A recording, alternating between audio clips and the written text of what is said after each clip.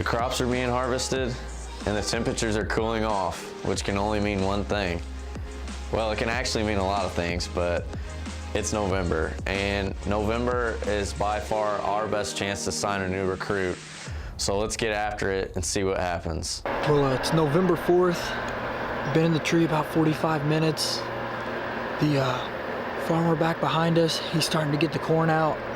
There's, I think he told us 240 acres of standing corn this year. So there's a lot of corn on this property. I think most of the deer have been hiding in it. So we just had a young buck come right under us, walk out into the field, and I don't know if it's a guy trespassing or the farmer gave permission to someone else to be out here, but he jumped out from behind a blind, and I watched him try to ground stalk a deer in the middle of the field. So I don't know what's going on. I don't know how many. I'm not really sure what he's doing. So no, this is just a typical Jordan hunt. He gets everything ready to go. He's got it all good to go. He's set in, and what do you know? The farmer starts cutting corn, and he looks across the field. He's got a guy stalking a deer. I mean, we don't even know if this guy has permission or not. But if you've hunted Southern Illinois long enough, you know how it is. It's like this several times a year, and it gets frustrating, but at the same time, it gives a pretty good laugh. Hopefully he doesn't mess us up. We got a couple big deer on trail camera that have been in here this week. Nothing during the daytime, but hoping that the farmer picking this corn gets them stirred up a little bit, and hopefully something comes by us.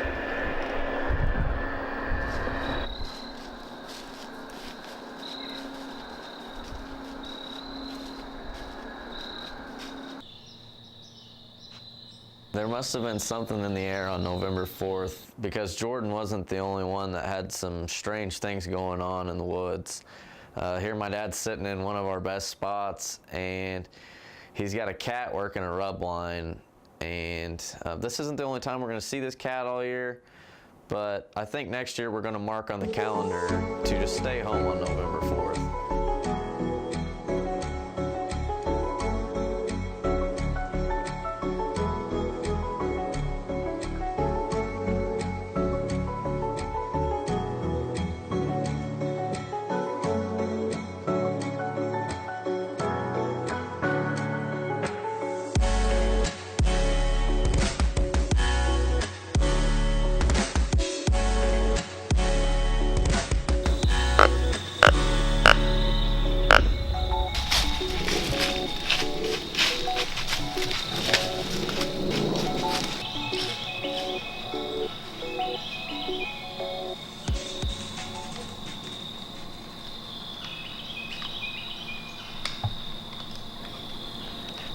These two young bucks are out there sparring, getting ready for the rut, and it's clear to see that these deer have started cruising a little bit, so now's a good time for us to start grunting, start rattling a little bit, and see if we can't catch a new recruit cruising.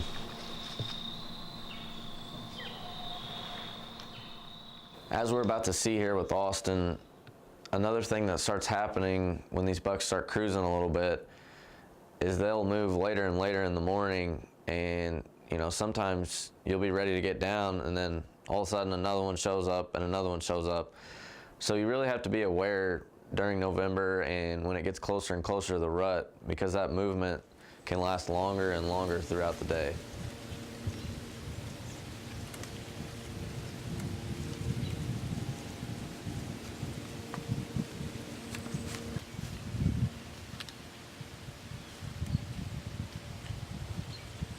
I'll be honest with you, the first time that Austin showed me this decoy, I was a little skeptical of it just because of how big it is. It's a huge decoy. It looks like a Canada buck, you know, standing around out there in the field, and I honestly thought it might scare him off just from personal experience with the decoy we've had, which is about half the size. They don't seem to like it too much, but where Austin's sitting at today, it looks like it's paying off for him.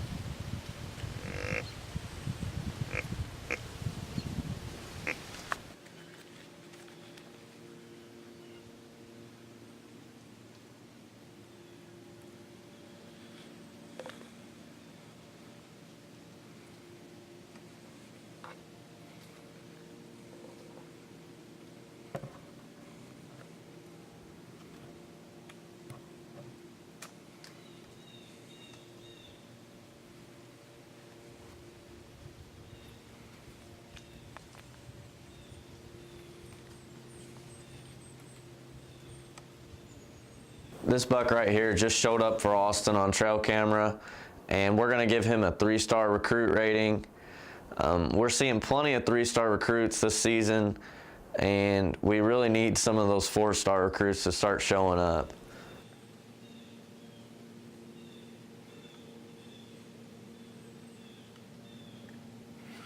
It's a little after 9 o'clock here, and we were getting ready to get down. We hadn't seen a lot of bucks early moving, but hadn't seen anything for about an hour or so. And then finally, out in this hayfield down here, about a couple hundred yards, we seen a buck working his way across it. And I grunted just one time real loudly right at him, and he could see the decoy right out in front of us. And he literally came running into this decoy, he ran into the barbed wire fence down there as he was trying to jump it, and he finally got over it and came in, and he worked his way around this decoy to about 35 yards, had his ears pinned back, and was licking his nose and everything. So it was a pretty good encounter.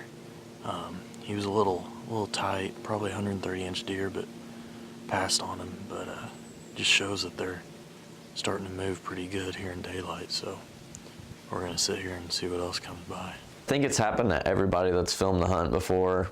There's that moment where you're ready to get down and you put your camera arm up and all you got out is the camera, and then all of a sudden you hear footsteps and your heart just sinks into your stomach because you think it's going to be a giant walking by.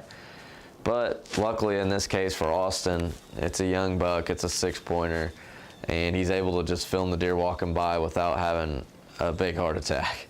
The rut is approaching, and the beginning of November had plenty of bucks cruising on their feet, but only one new recruit has been found. Be sure to check us out on social media, as well as hit the subscribe button below.